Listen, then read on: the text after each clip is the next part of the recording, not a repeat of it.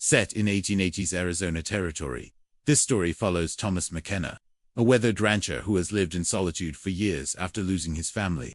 When he discovers a young Apache woman named Kiona, wrongfully imprisoned in the corrupt sheriff's jail, facing certain death, Thomas must choose between his quiet life and doing what's right. What starts as a desperate rescue mission becomes a journey of redemption, challenging prejudices and finding family in the most unexpected places. The Arizona sun beat down mercilessly on the dusty main street of Copper Creek, a small frontier town where everyone knew everyone else's business except Thomas McKenna. The 45-year-old rancher rode his weathered horse into town with the same purpose he'd had for the past 3 years: supplies, silence, and a quick departure. Thomas tied his horse outside Morrison's general store, his calloused hands moving with practiced efficiency. The town buzzed with more activity than usual. Groups of men gathered in hushed conversations, their voices carrying an undercurrent of tension that made Thomas's jaw tighten. "Heard they caught themselves an Apache," whispered Mrs. Henderson to a neighbor as Thomas passed. "Sheriff Rawlings says she was spying for the raiders." Thomas's steps slowed. He'd heard the rumors about increased Apache activity in the area, but something about the woman's tone didn't sit right with him. After loading his supplies, curiosity got the better of him. Rare occurrence for a man who'd built his life around avoiding other people's problems. The sheriff's office sat at the end of Main Street, its wooden structure weathered by years of desert storms. Through the small barred window, Thomas could see movement in the single cell. Sheriff Rawlings lounged in his chair, boots up on his desk, a half-empty bottle of whiskey within arm's reach. "Afternoon," McKenna Rawlings called out as Thomas entered. "Don't see you in town much these days." "Just passing through," Thomas replied, his eyes adjusting to the dim interior. "Heard you had some excitement." Rawlings grinned, revealing tobacco teeth. "Apache girl. Caught her near the Miller Ranch. Probably scouting for her people." He gestured toward the cell with his bottle. "Judge won't be through for another week. But between you and me, don't think she'll make it that long." Thomas's blood chilled at the casual cruelty in the sheriff's voice. He moved closer to the cell, and what he saw made his heart skip a beat. A young Apache woman, perhaps 20 years old, sat on the rough wooden bench. Her long black hair was matted with dirt and dried blood, her traditional clothing torn, but it was her eyes that stopped him. Cold, defiant, intelligent, and utterly unafraid, even in the face of certain death. "What's her crime?" Thomas asked, his voice carefully neutral. "Being Apache's crime enough," Rawlings laughed. "Besides, Miller's missing 3 head of cattle. Probably her people's doing." The woman's eyes met Thomas's through the bars. She didn't speak, but something passed between them, a recognition of shared pain. Perhaps, or simply human dignity, acknowledging human dignity. Thomas had seen that look before, in the mirror, after Sarah and little Emma had died of fever 5 years ago. "She speak English?" Thomas asked. "Some keep saying she was just gathering herbs for her sick grandmother." "As if I'd believe that." Rawlings took another swig. "Why the interest, McKenna? You thinking of taking her off my hands?" Thomas forced a laugh. "Just curious. It's been quiet out at the ranch." But as he left the office, Thomas couldn't shake the image of those eyes. He'd spent 5 years running from responsibility, from connection, from anything that might hurt him again. Yet something about the Apache woman's situation called to a part of him he'd thought was dead. That evening, Thomas sat on his porch, watching the sunset paint the desert in shades of orange and purple. He'd always found peace in this view, but tonight it felt different. The woman's face kept appearing in his mind, along with memories of Sarah's voice. "Thomas, you can't save everyone. But that doesn't mean you shouldn't try to save someone." The next morning, Thomas rode back to town, under the pretense of needing more supplies. The Apache woman was still there, but her condition had deteriorated. A purple bruise bloomed along her left cheek, and her water bowl sat empty. "Morning, Sheriff," Thomas said, keeping his voice steady. "How's your prisoner?" Rawlings looked up from cleaning his rifle. "Still breathing, unfortunately. Doc Peterson says she's got a fever, but I'm not wasting money on Apache medicine." Thomas's hands clenched into fists at his sides. "Mind if I talk to her? Gets lonely out at the ranch." "Suit yourself." Rawlings shrugged. "Just don't get too close. These people are like rattlesnake strike, when you least expect it." Thomas approached the cell. The woman looked up at him, her fever-bright eyes still holding that spark of defiance. "What's her name?" Thomas asked. "Kiona," she whispered, her voice hoarse. "It means brown hills, in my language. I'm Thomas McKenna." She studied his face for a long moment. You are not like the others here. Maybe not, Thomas replied, glancing back at Rawlings, who was now dozing in his chair. Kiona, what were you really doing near the Miller Ranch? Gathering desert sage. My grandmother, ... She is very sick. The white medicine does not help her. Kiona's voice broke slightly. I was not stealing cattle. I do not even know how to steal cattle. Thomas believed her.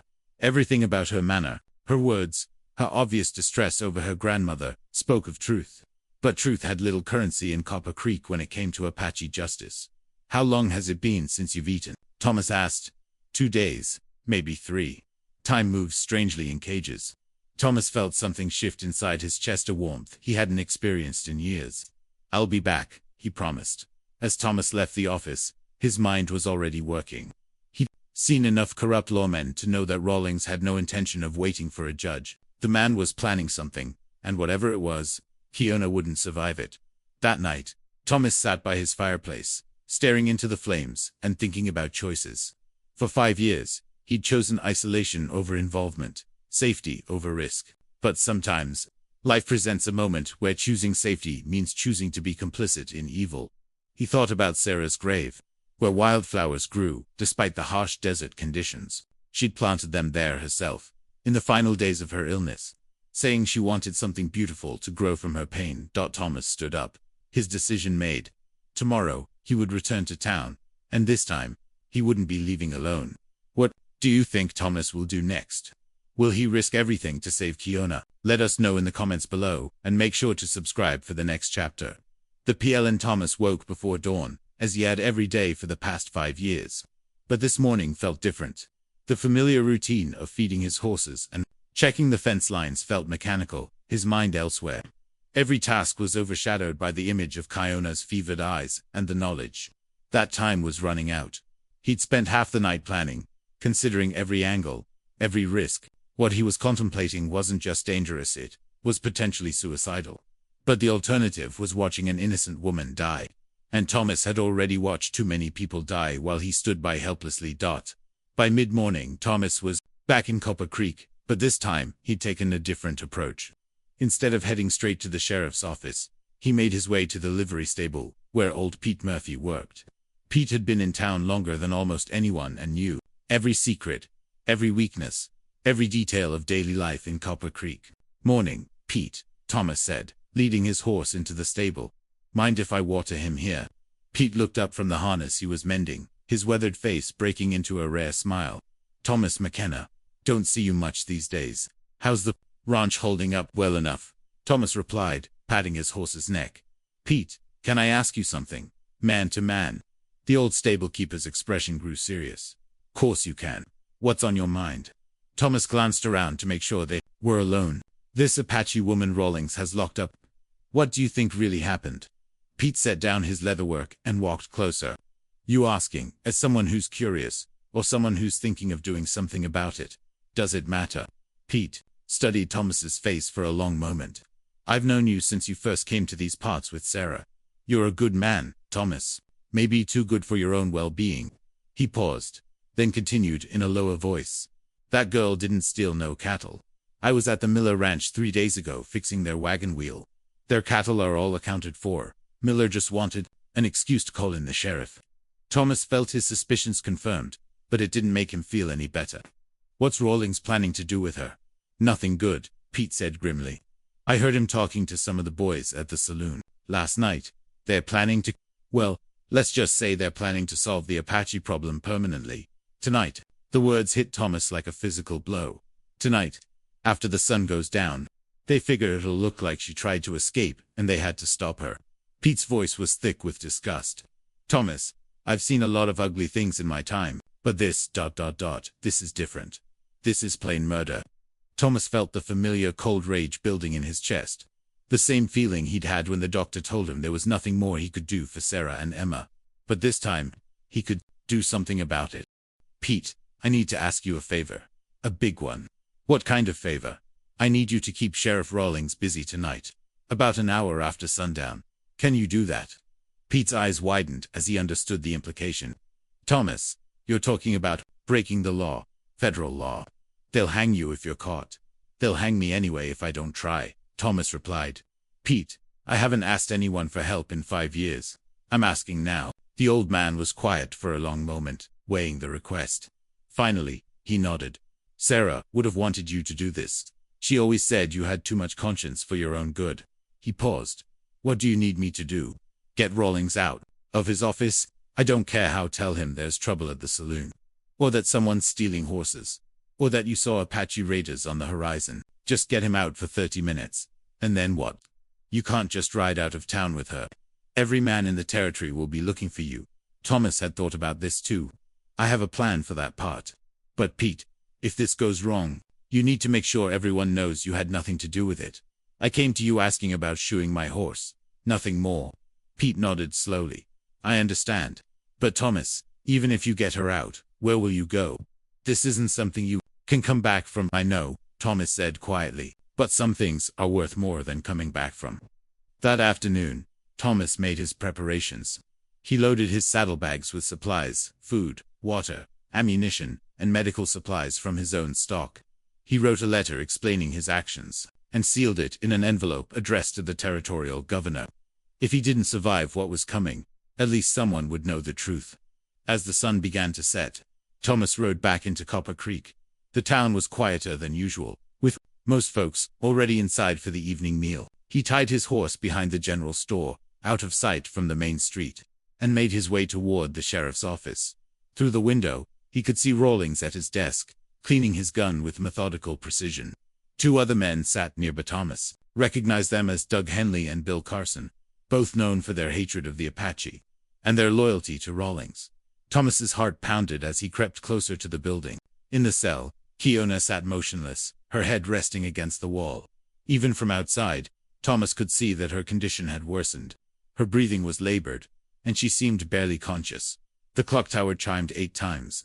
Thomas counted the minutes, waiting for Pete to make his move. At 15 minutes past 8, he heard shouting from the direction of the saloon. Sheriff Rawlings, you need to come quick. Pete's voice carried clearly through the evening air. There's a fight at the Blue Moon. Someone's been shot. Thomas watched through the window as Rawlings jumped to his feet, grabbing his gun belt. He said something to Henley and Carson, then all 3 men hurried out of the office. This was it. Thomas had maybe 20 minutes before they realized Pete's emergency was fabricated. He tried the front door first, locked, as expected, but Thomas had spent enough time around frontier buildings to know their weaknesses. He made his way to the back of the building, where a small window provided ventilation for the office. The window was narrow, but Thomas managed to squeeze through, landing quietly on the floor inside. The office was dimly lit by a single kerosene lamp, casting long shadows across the room. Kiona, he whispered, approaching the cell. Can you hear me? She looked up, her eyes struggling to focus. Thomas. What? What are you doing here? Getting you out of here, he said, examining the cell door. The lock was old, but solid. Thomas had brought a set of tools, but he knew it would take time he didn't have. That's when he noticed the kerosene lamp on Rawlings' desk. An idea formed in his mind. Desperate, dangerous, but possibly their only chance. Kiona, I need you to move to the far corner of the cell, away from the door. She struggled to stand, using the wall for support. What are you going to do? Something that's going to get us both killed if it doesn't work, Thomas said, lifting the kerosene lamp. But I'd rather die trying than live, knowing I did nothing. He splashed the kerosene across the wooden floor near the cell door, then struck a match. The flames caught immediately, spreading faster than he'd expected. The heat was intense, but Thomas stayed close to the cell, using the smoke and flames as cover. The fire weakened the wooden frame around the lock. Thomas kicked at the door repeatedly, the heat searing his face and hands. Finally, with a crack of splintering wood, the door gave way. Come on, Thomas shouted over the roar of the flames. He grabbed Kiona's arm, supporting her weight, as they made their way through the smoke-filled office.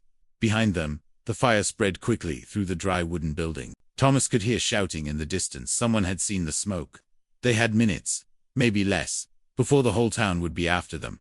Thomas helped Kiona through the back window, then followed her out into the night. His horse was waiting where he'd left it, and he lifted Kiona onto the saddle before mounting behind her.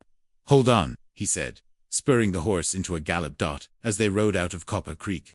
Thomas could see the orange glow of the burning sheriff's office, lighting up the night sky. There was no going back now. Whatever happened next, he'd made his choice. Kiona leaned back against him, her body trembling from fever and exhaustion. "Why?" she whispered. "Why did you risk everything for me?" Thomas was quiet for a moment, thinking about Sarah, about Emma, about all the times he'd stood by and watched while others suffered. "Because someone needed to," he said finally. "And because I couldn't live with myself if I didn't try." Behind them, the sounds of pursuit were beginning. Men shouting, horses being saddled, the organized chaos of a manhunt beginning. Thomas urged his horse faster, knowing that their real test was just beginning. CTA, the escape is just the beginning. Will Thomas and Kiona survive the manhunt? What challenges await them in the wilderness? Don't miss the next chapter.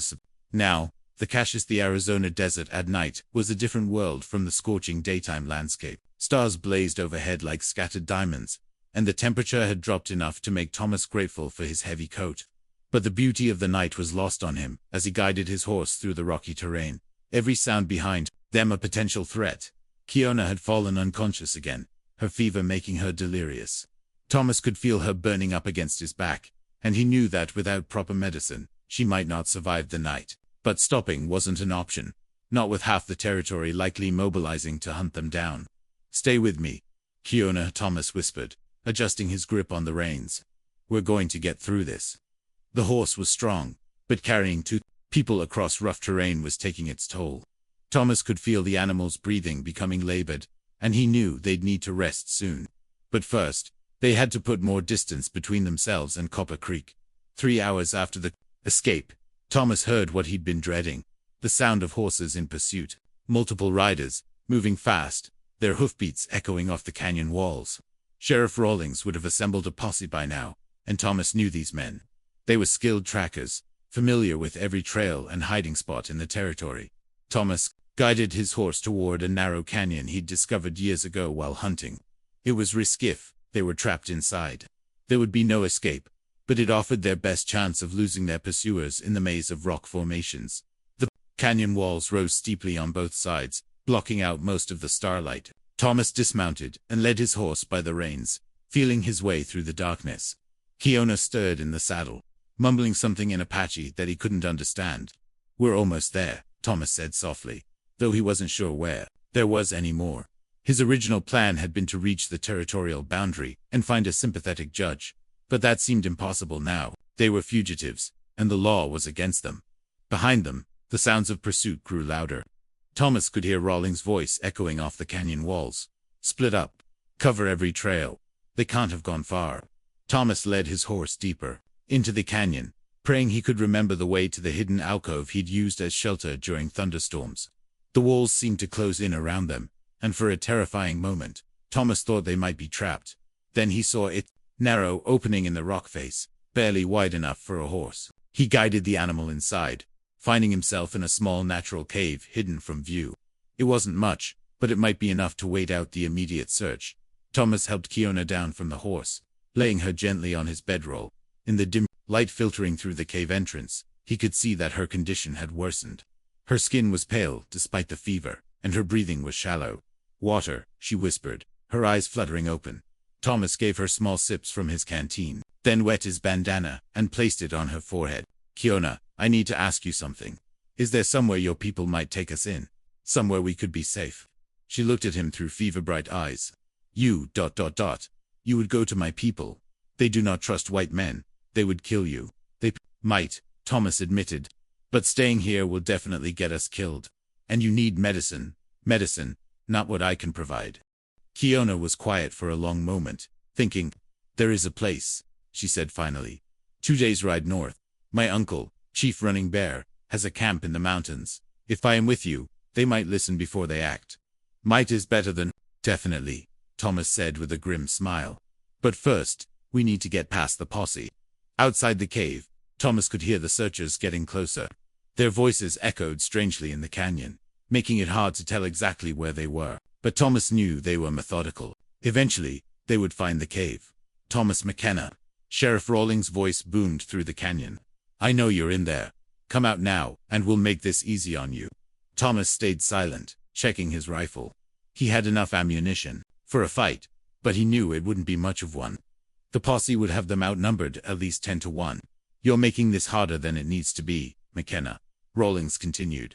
All we want is the Apache girl. You turn her over, and we'll consider this a misunderstanding. You can go back to your ranch, and we'll forget this ever happened. Kiona stirred at the sound of the sheriff's voice, her hand reaching for Thomas's arm. Don't, she whispered. Don't trust him. I wasn't planning to, Thomas replied quietly. He'd seen enough of Rawlings' justice to know that any promise the man made was worthless. Last chance, McKenna. If we have to come in there and get you, it's going to go badly for everyone involved. Thomas made his decision. He couldn't fight the entire posse, but he might be able to create enough confusion to escape. He'd noticed that the canyon had multiple branches, and if he could lead them away from Kiona, stay here, he told her. No matter what happens, stay hidden until I come back. Thomas, no. Kiona struggled to sit up. You cannot face them alone. I'm not planning to face them, Thomas said, checking his pistol. I'm planning to lead them away from you. Before Kiona could protest further, Thomas slipped out of the cave and began making his way through the canyon. He moved carefully, using the rocks for cover, until he reached a position where he could see the posse spread out below him. There were 12 men, all armed, all looking for blood. Thomas recognized most of them ranchers, shopkeepers, drifters, who'd found purpose in the hunt. In the lead was Sheriff Rawlings, his face twisted with rage in the moonlight. Thomas picked up a rock and threw it across the canyon, where it clattered against the opposite wall. Immediately, half the posse turned in that direction, their weapons raised. Over there, someone shouted. I heard something. Thomas threw another rock, this time in a different direction. The men spread out further, moving away from the cave where Kiona was hidden. When they were far enough away, Thomas fired a single shot into the air. The effect was immediate. The entire posse converged on his position, and Thomas began running deeper into the canyon, making as much noise as possible. Behind him, he could hear the men shouting and stumbling in the darkness. Thomas knew these canyons better than most. But in the darkness, even familiar terrain became treacherous. He leaped from rock to rock, using every bit of moonlight to guide his way. The posse followed, their voices growing more frustrated as they struggled to keep up. There he is, someone yelled. I can see him. A gunshot rang out, the bullet ricocheting off the rocks near Thomas's head. He ducked and kept running, leading the men further away from Kiona's hiding place. Thomas's plan worked better than he'd hoped. By the time the posse realized they were being led on a wild chase, they were scattered throughout the canyon system, confused and angry. In the darkness, some of them began shooting at shadows, nearly hitting their own men. Hold your fire, Rawlings screamed. You idiots are going to kill each other. Thomas used the chaos to double back toward the cave, moving carefully to avoid the scattered searchers. It took him nearly an hour to make his way back, and when he finally reached the hidden alcove, he found Kiona sitting up, her eyes clearer than they'd been all night. You came back, she said, relief evident in her voice. I said I would, Thomas replied, helping her to her feet. How are you feeling? Better. The fever has broken, I think. She looked at him with something approaching awe. You risked your life to lead them away from me. It was the only way, Thomas said, beginning to pack their supplies. But it won't keep them confused for long. We need to move. They led the horse out of the cave and back through the canyon, moving as quietly as possible. In the distance, Thomas could still hear the posse stumbling around in the darkness. But they were far enough away that escape seemed possible. As they emerged from the canyon onto the open desert, Thomas felt a mixture of relief and dread. He escaped the immediate danger, but the real challenge was just beginning. 2 days to reach Chief Running Bear's camp, through territory that would soon be crawling with searchers. Thomas, Kiona said, as they mounted the horse. My people. They will not welcome you easily. You must understand that. I understand, Thomas replied, spurring the horse into a steady trot. But sometimes you have to take risks to do what's right. As they rode north under the star-filled sky, Thomas thought about the bridges he'd burned, the life he'd left behind. There was no going back to his ranch, no returning to his quiet existence. But for the first time in years, he felt like he was moving toward something, instead of running away from it. Behind them, the sounds of the frustrated posse grew fainter. Ahead lay the unknown hostile territory, uncertain welcome, and the possibility of a future neither of them could have imagined. But they were alive, they were free, and they were together. For now, that was enough. The air was seco and iant, the mountain air was crisp and thin as Thomas and Kiona approached the hidden Apache camp on the morning of their second day of travel. Thomas's horse was exhausted, and he knew they all needed rest.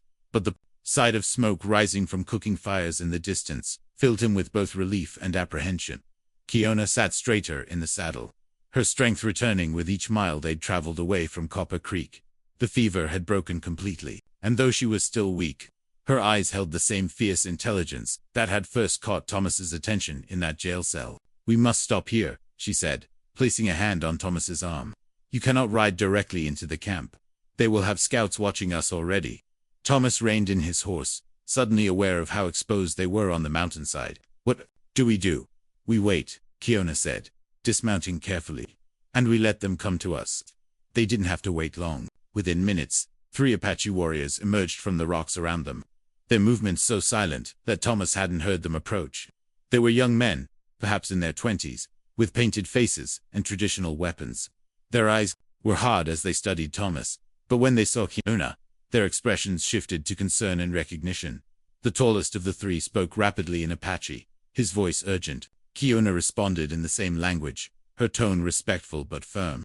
Thomas couldn't understand the words, but he could tell she was explaining their situation.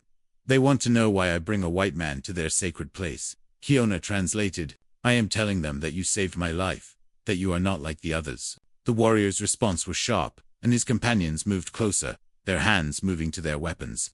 Thomas remained still, knowing that any sudden movement could end his life. "He says that white men cannot be trusted," Kiona continued, "that they speak with forked tongues and bring only death to our people. What do I say to that?" Thomas asked quietly. "Nothing," Kiona replied. "Let me speak for you. But Thomas, you must understand, if my uncle decides you are a threat, I cannot protect you."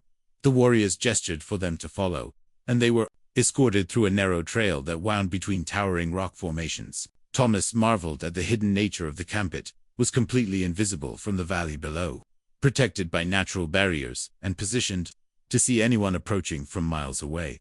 The camp itself was larger than Thomas had expected, with perhaps 50 people going about their daily lives. Women tended fires and prepared food, children played in the shade of traditional shelters, and men worked on weapons and tools.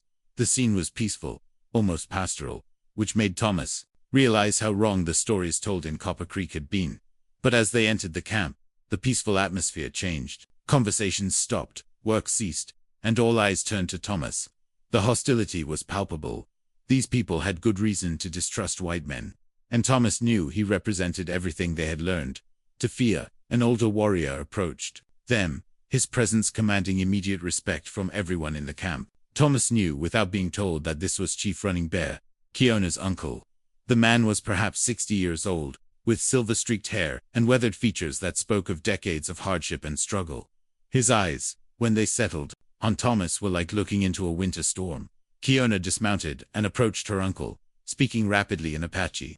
Thomas could hear the emotion in her voice as she recounted their story. The chief listened without interruption, his expression growing darker with each word.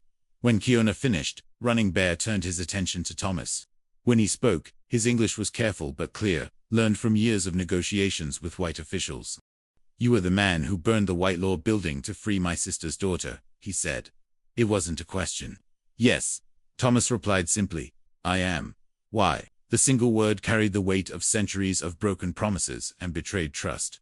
Thomas had thought about this question during their journey, knowing he would have to answer it. "Because it was right," he said. "Because she was innocent, and they were going to kill her anyway." Running Bear studied Thomas for a long moment. "Many white men have told me they wanted to do what was right. Then they took our land, killed our people, broke their promises. Why should I believe you are different?" "Because I'm not asking you to believe me," Thomas said. "I'm not asking for anything. I brought Kiona home because she didn't deserve to die for something she didn't do. That's all." The chief's eyes narrowed. "You ask for nothing. Then why are you here?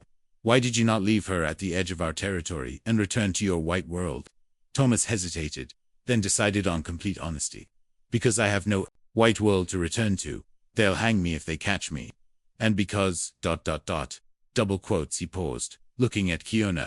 "Because I couldn't leave her to make the journey alone while she was still sick." Running Bear turned to Kiona and spoke in Apache. She responded, at length, gesturing toward Thomas several times. The chief's expression gradually shifted from suspicion to something approaching curiosity. She tells me that you led the white lawmen away from her hiding place, Running Bear said. That you risked your life to protect her when you could have abandoned her. Anyone would have done the same, Thomas said. No, Running Bear replied firmly. Anyone would not have done the same. That is why our people are dying. The chief walked away, leaving Thomas standing in the center of the camp, while the Apache people continued to watch him. Some of the younger warriors looked eager for violence, but others seemed to be waiting for their leader's decision. Kiona approached Thomas, her face troubled. He is deciding whether to let you live, she said quietly. Some of the warriors want to kill you immediately. Others say, you have proven yourself worthy of consideration. What do you think he'll decide? I don't know, Kiona admitted. My uncle is a wise man, but he has seen too much suffering caused by white men. He may decide that one good deed does not outweigh a lifetime of evil from your people. Thomas nodded, understanding. He'd known the risks when he'd made his choice. Back in Copper Creek, Kiona, if he decides against me, I want you to know something. I don't regret what we did. Even if it cost me my life, it was worth it. She looked at him with surprise. Why? Because for the first time in 5 years, I feel like I did something that mattered. Something that Sarah would have been proud of. Before Kiona could respond, Running Bear returned, flanked by several other tribal elders. The chief's expression was grave as he addressed Thomas. I have spoken with my council, he said. We have decided that you may live, but you cannot stay. Here, your presence brings danger to our people. The white soldiers will come looking for you, and we cannot risk war for one man. Thomas felt a mixture of relief and disappointment. He'd been prepared for death, but somehow the thought of leaving Kiona behind was almost as difficult. I understand, Thomas said. I'm grateful for your mercy. You will be given supplies and a horse. Running Bear continued. You will leave tomorrow at dawn and travel west, toward the setting sun. There are places beyond the mountains where a man can disappear, if he is careful. Uncle Kiona spoke up, her voice respectful but firm. I request permission to speak. Running Bear nodded, and Kiona stepped forward. This man saved my life, when he had no reason to do so. He sacrificed everything he had to help someone he barely knew. Is this not the kind of person we should welcome, regardless of the color of his skin? The chief's expression softened slightly as he looked at his niece. You have feelings for this white man, he said. It wasn't a question. Kiona's cheeks flushed, but she didn't deny it. He is a good man, uncle. He has lost family, as we have. He understands suffering, as we do. He risked his life for justice, as our warriors do. Running Bear was quiet for a long moment, then turned back to Thomas. My niece speaks for you with passion, but passion can cloud judgment.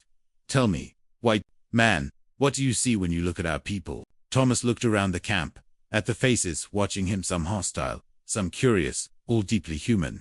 I see families trying to survive, he said finally. I see people who love their children and mourn their dead and want to live in peace. I see people who aren't so different from me. And yet your people hunt us like animals. Some of my people do, Thomas corrected. Just as some of your people raid settlements and kill innocent farmers. But that doesn't make all of us enemies. Running Bear nodded slowly. You speak with wisdom, Thomas McKenna. This is unexpected. The chief walked away again, this time conferring with his council in hushed tones.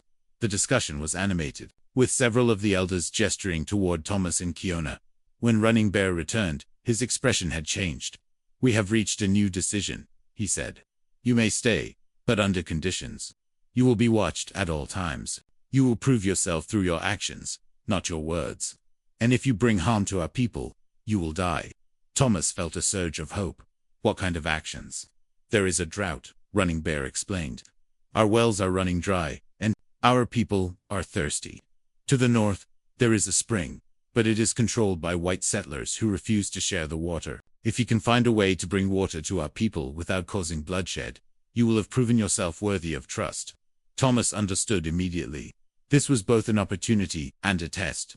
If he succeeded, he might find a new life among the Apache. If he failed, he would likely die in the attempt. I'll need time to plan, Thomas said. You have 3 days, Running Bear replied. After that, you must leave, with or without success. That evening, as Thomas sat by a small fire with Kiona, he felt the weight of the challenge ahead. But he also felt something he hadn't experienced in years, a sense of purpose, of belonging to something larger than himself. You don't have to do this, Kiona said softly. You could take their supplies and disappear into the mountains. You'd be free, would I? Thomas asked. Or would I just be running away again? Kiona was quiet for a moment. What will you do? Thomas stared into the flames, thinking about water rights, about negotiation, about the possibility of finding a solution that didn't require violence. I'm going to try to build a bridge, he said finally, between your people and mine. It might be impossible, but it's worth trying. And if you fail? Thomas looked at her, seeing his own hopes and fears reflected in her eyes. Then at least I'll fail trying to do something good. As the stars appeared overhead, Thomas realized that his old life was truly over. The lonely rancher who had hidden from the world was gone, replaced by someone who was willing to fight for justice, for peace, for the possibility of a better future. Tomorrow would bring new challenges, new dangers, and new opportunities. But tonight, sitting beside Kiona under the vast desert sky, Thomas felt more alive than he had in years.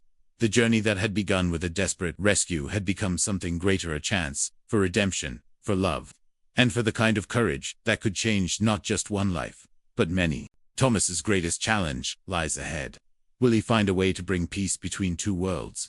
What did you think of this incredible story of courage and redemption? Let us know in the comments. And don't forget to subscribe for more amazing stories like this one. This concludes the story of Thomas McKenna and Kiona, a tale of courage, sacrifice, and the power of doing what's right, even when the cost is everything you've ever known.